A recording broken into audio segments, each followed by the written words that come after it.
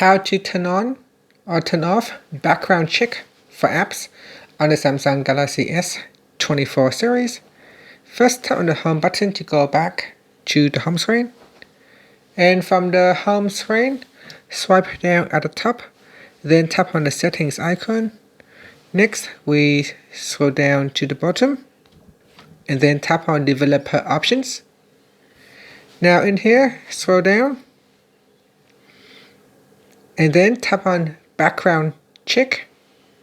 Now if there are apps running on the background, it will show in the list here.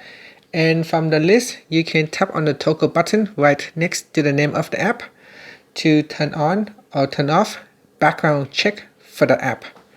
And that's it. After that, you can tap on the home button to return back to the home screen. Thank you for watching this video. Please like and subscribe to my channel for more videos.